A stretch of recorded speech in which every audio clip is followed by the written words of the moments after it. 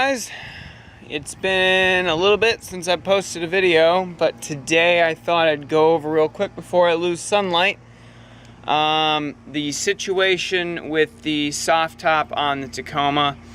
I'll be going into more detail about this really soon, but I'm going on a trip to Utah with a friend of mine from North Carolina, and we're gonna do the Big Five and go through Utah and Colorado, and if we get time, we'll go up through Yellowstone.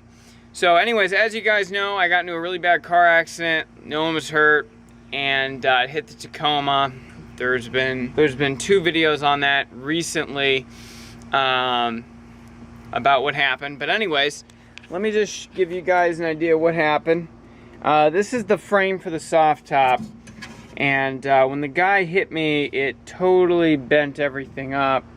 And luckily the bows were left in good condition, relatively. So I had to order a whole slew of parts to get everything working. And it's going to be real close to the timeline, sadly. It's going to be 4 weeks for me to get a frame for the soft top, which I'm going to be camping out of. And once I get it back, it'll be real kind of close together with getting everything ready for the trip and putting everything together and etc. And so we'll see how that goes, but it's going to take 4 weeks to get the parts made because it's custom to order from Bestop, and then they're going to send it out. So it'll be 5 weeks. 5 weeks from now is pretty much the same week I'm leaving, so I'm going to have to put everything back together to get everything ready to go on the trip, to make sure the truck's ready on time because the truck got hit, and hopefully the frame gets there May 15th. It should be there, and they're going to swap the frame over. But anyways, I just thought I'd give you guys a quick little update on how that's been going. The lighting isn't great, but when the top hit, nothing really else got damaged except this window right here.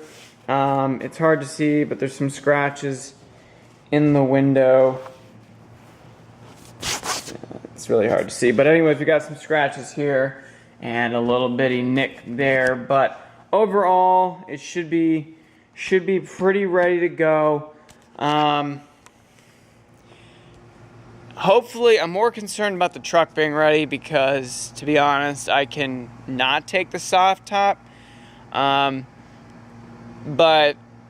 I'd like to have the soft top to camp out of and do all that stuff. So with a combination of the frame being messed up and the soft top and then the truck, it's going to come down to probably the last 2 weeks just before I leave. And I just got some unfortunate news from my friend who's bringing his Jeep Wrangler. Something overheated, and he's worried that he might have cracked the block, or the head, I mean, on his inline 6. But we'll see what happens with that.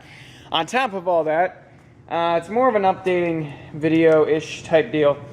Bugs leak oil, many people know.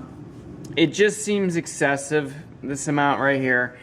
And underneath here, and I'll show you when I have better lighting, but basically, actually I might be able to sneak under here. I didn't know this, but I guess some engines have it where these little engines, when they soup them up or whatever, they put oil filters on them, and so it's leaking a bit of oil. So I'm gonna have to figure that out in an upcoming video, probably Thursday or. Okay, and then the other problem I've been dealing with is this one. I try to get my cars out once in a while on the highway. And if anyone has a suggestion, it'd be really appreciated if you could give me an idea of what you think it would be. Figured I'd open the garage and get some light in there, but somebody made a comment earlier, I guess about 2, maybe 3 videos ago. This thing will start up perfectly when it's cold. And I drive it about 30 minutes on the highway, and I like to do it once in a while just to get everything moving. I did an oil change recently.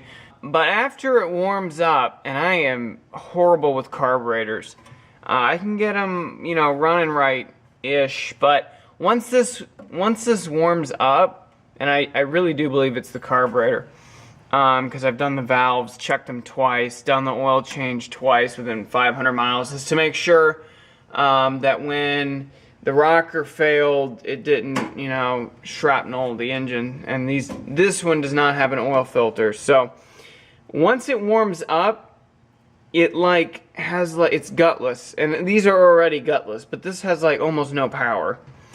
I'm gonna do a compression test on this. I don't think it's the engine. I think it's the carburetor, because when it's cold, it does great. And then I'd say after about 30 to 40 minutes of driving, it just seems like it just doesn't have anything to give when you're getting on it. And I mean, I'm like getting on it, but I don't want to obviously over rev it. But when you floor it, it seems to be lacking power. So I'm going to check the compression on it. I don't think it's that, because then when it cools back down and you run it for like 20 minutes, which is about what it would take to warm up, it's fine. So that'll be something I'm looking into. If you guys have any suggestions, leave them down in the comment section below. Relatively speaking, I've got a few little nitpicky projects here and there coming. I got to get the soft top fixed up. I got finals for Wednesday. I got 2 finals Wednesday. I got to get the blue bug to stop leaking oil. I got to get the red bug's carburetor ready for summer, because I tweaked it while the rockers were all messed up, which was a mistake. But I'll just tweak it back, and hopefully that fixes it. Somebody did mention it might be leaking from the shaft. I'll have to look it up, but the shaft on the carburetor might be leaking, causing a vacuum leak. That might be it. It only does it occasionally.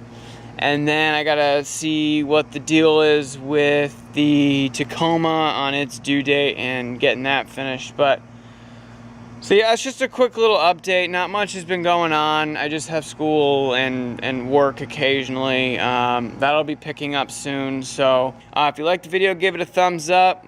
Leave some comments in the description if you want. Subscribe and hit the notification icon. Thanks, and have a nice day.